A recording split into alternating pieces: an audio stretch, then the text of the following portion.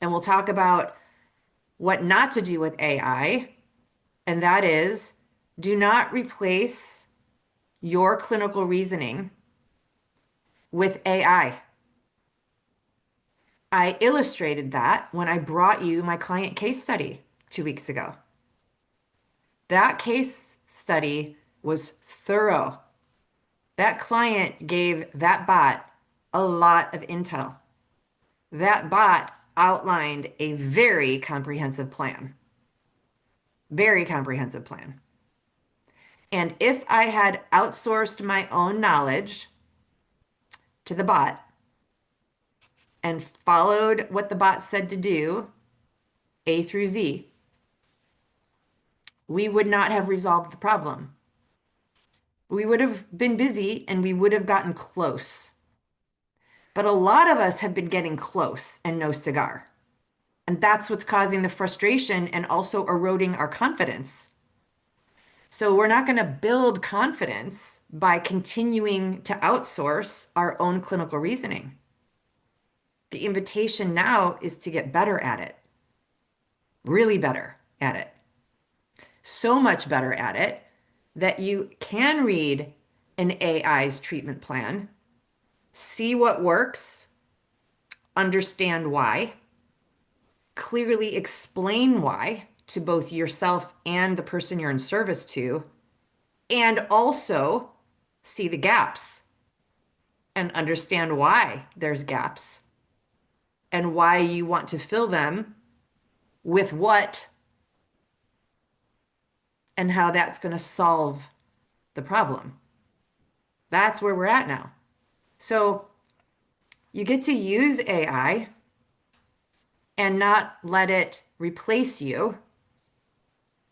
And if you want to get there faster, sure. And not outsource all of your knowledge to it and your clinical reasoning. You will leave yourself with less confidence. You will turn yourself into a puppet doing what a robot is telling you to do. Think about that, guys. Like it doesn't work. If you don't know why the bot is telling you to do what it's telling you to do, it's no different than me telling you what to do. If you don't know, you don't know. And that's the gap, because here's what AI will always do: sound like it knows.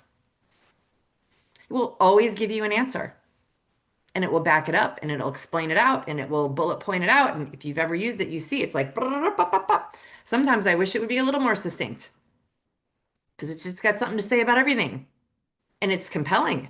And then you got to check yourself. If you've ever used AI to ask just a simple question, I want you to think about the answer that it gave you and challenge it in the same way that you challenge me when you're in training with me. And I tell you something and you're like, but. And I'm like, yeah, okay, let me explain it another way. Right? If you're not doing that with AI and your treatment plans, you are literally outsourcing your own knowledge.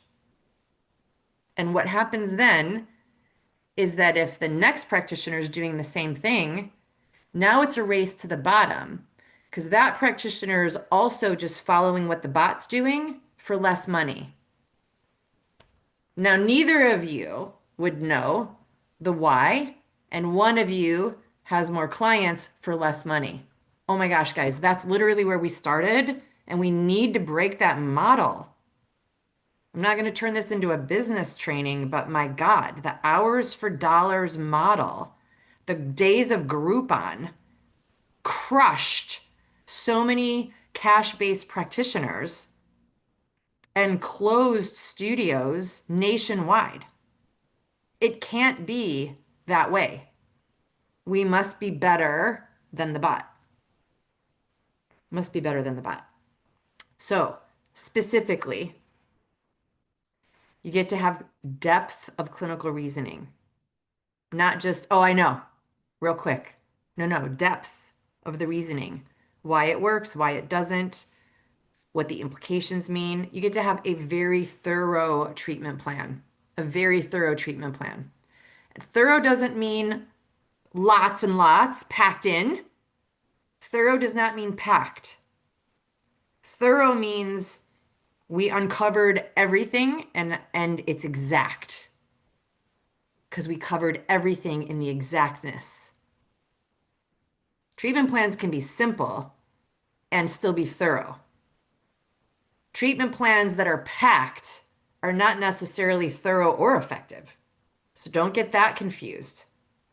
Your treatment plans get to be thorough and effective.